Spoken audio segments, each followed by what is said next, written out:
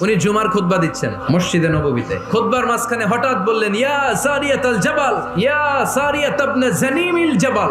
এই কথা বলেই আবার খুতবা দিতে শুরু করলেন। ওনার এই ইয়া সারিয়াত ইবনে জানিমিল জাবালের সাথে আগের কথারও কোনো মিল নাই, পরের কথারও কোনো মিল নাই। জুমার নামাজের পর মুসল্লি সাহাবারা ধরলেন, বললেন, ইয়া আমিরাল মুমিনিন, খুতবার মাঝখানে হঠাৎ করে ইয়া সারিয়াত ইবনে জানিমিল জাবাল বলে আপনি চিৎকার করলেন কেন? আপনার এই বাক্যের সাথে আপনার খুতবার আগের বাক্যের কোনো মিল নাই, আপনার খুতবার পরের বাক্যেরও কোনো মিল নাই। এই কথা আপনি কারে বললেন, কারে উদ্দেশ্য করে বললেন? এই কথার তাৎপর্য কি আমাদেরকে বুঝিয়ে বলে।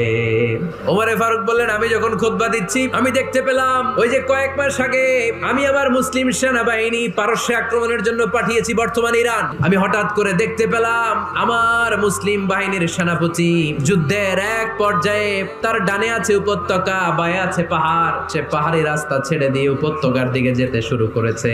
আমি দেখতে পেলাম আমার মুসলিম বাহিনী যদি উপত্যকার দিকে ছুটে বেড়ায়, কাফির মুশরিকরা আমার মুসলিম বাহিনীকে কচুকাটা করে ফেলবে। তাই আমি এখান থেকে তাদেরকে কমান্ড দিয়ে বলেছি, ইয়া সারিয়াতাল জাবাল, উপত্যকার দিকে নয় পাহাড়ের দিকে যাও, তাহলেই তোমাদের বিজয় নিশ্চিত হয়ে যাবে।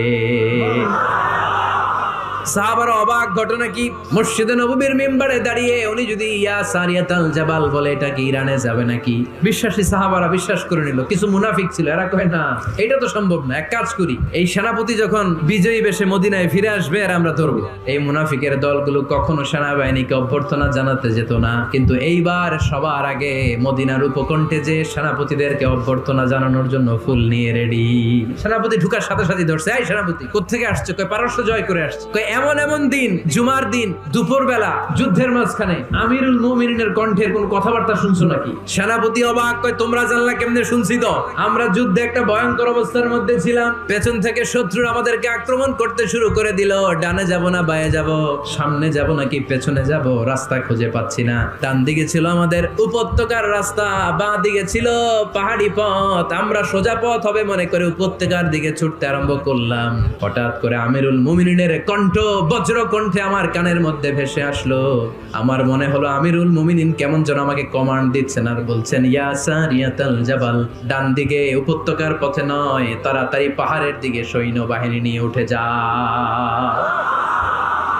ওই দিন যদি ওমরে ফারুকের ওই গাইডলাইন, আমিরুল মুমিনিনের কমান্ড যদি আমি না শুনতাম, আজকে বিজয়ের বেশে ফিরতেও পারতাম না, আমাদের চেহারাও তোমরা দেখতে পেতে না। ওমরে ফারুকের ওই কমান্ড, ওই গাইডলাইন অদৃশ্য থেকে শোনার কারণে ওই পারস্যের মধ্যে আমাদেরকে সেই যুদ্ধে বিজয় দান করেছে কে? দিস ইজ ওমরে ফারুক।